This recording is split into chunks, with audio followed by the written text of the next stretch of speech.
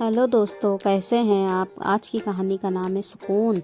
सोफे पर बैग पटकते हुए ममता धम से बैठ गई। सिर भी भारी लग रहा था। इतने में माँ भी पानी लेकर आ गई। क्या हुआ ममता बेटा, बड़ी थकी थकी सी लग रही हो।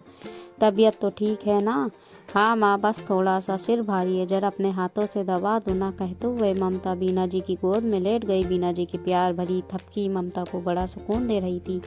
उसने अपनी आंखें मूंदी तो अतीत की तस्वीरें सामने फिर घिर आईं। हमेशा से ही बड़े सपने देखने का शौक था। बचपन से ही बस यही धुन थी कि बड़े होकर नौकरी करना, पार्टी करना, दोस्त बनाना और अपने पैसों पर दुनिया घूमना। एमबीए होते ही ममता की नौकरी लग गई। अब तो उसके सपनों में मानो जैसे पंख लग चुके थे।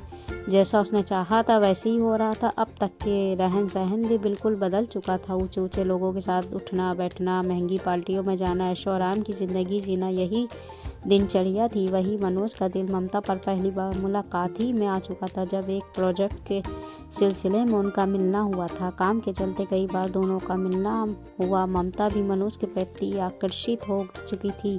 दोनों की रजामंदी हुई और शादी भी हो गई। मनोज बहुत ही समझदार और सरल स्वभाव का व्यक्ति था। मनोज का परिवार भी बड़ा सुलझा हुआ था। ममता को उन्होंने तुरंत ही अपना लिया। ममता की सास सरिता जी तो और भी भली महिला थी। ममता की तो पहले से ही देर तक सोने की आदत थी, पर सरिता जी ने उसे कभी किसी भी बात के लिए नहीं टोका। वो खुद ही सबके लिए सुबह का चाय नाश्ता बना लेती। ममता उठते ही ऑफिस के लिए तैयार हो जाती। नाश्ता भी बना बनाया मिलता। ममता के दिन मज़े से कट रहे थे। और क्या चाहिए था उसे।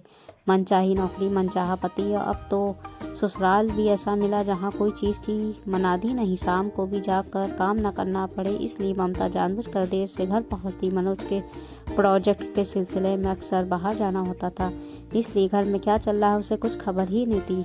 सरिता जी ने भी कभी मनोज से इस बारे में जिक्र नहीं किया। हमेशा मन में सोचती कि मायके की आज़ादी एकदम से नहीं जाती, धीरे धीरे सीख जाएगी। एक रोज़ जब मनोज घर पहुंचा तो सरिता जी खाना बना रही थी। अरे माँ, आप किचन में अकेली क्यों, आज तो ममता भी घर में ही है, उसे भी अपने जैसा कुछ सिखा दो। अरे बेटा, अभी नई नई है, सीख लेगी बाद में।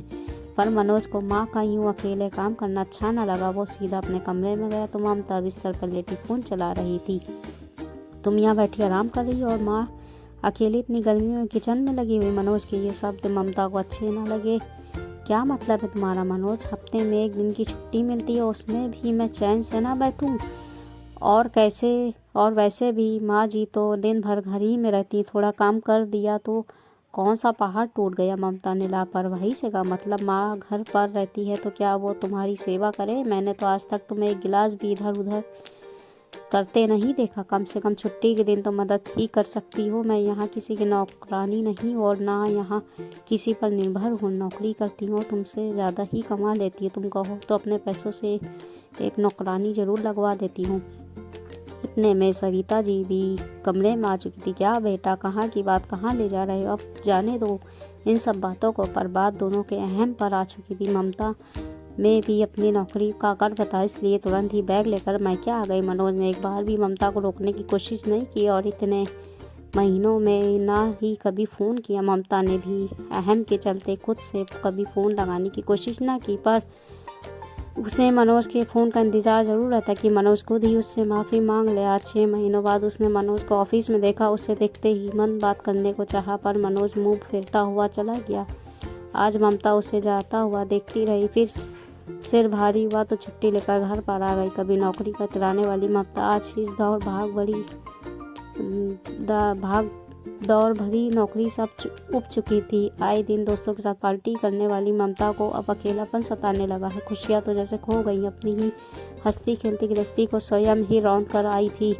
अब किस मुंह से लौट कर जाऊँ, यही सोच रही थी कि माँ ने आवाज़ दी, देखो बेटा, दामाद जी आए। ममता ने झट से आगे खोली तो सामने मनोज ही खड़ा था। उसे देखते ही ममता का घमंड आंसू में बह गया और दौड़कर मनोज के गले लग गई। मुझे माफ़ कर दो मनोज, बस इतना ही बोल पाई और आंसुओं का सैलाब उमड़ पड़ा। मनोज के बगल में बैठी ममता का आज वास्तव में गृह प्रवेश होने जा रहा था, खुशियों का गृह प्रवेश। अगर आपको कहानी कैसी लगी, अच्छी लगी हो तो लाइक करके सब्सक्राइब कर दीजिएगा। ऐसे ही हम आपके लिए मज़ेदार कहानी लाते रहेंगे। अब हमको इजाज़त दीजिए। कल फिर हाजिर होंगे एक नई कहानी के साथ। अल्लाह हाफिज़।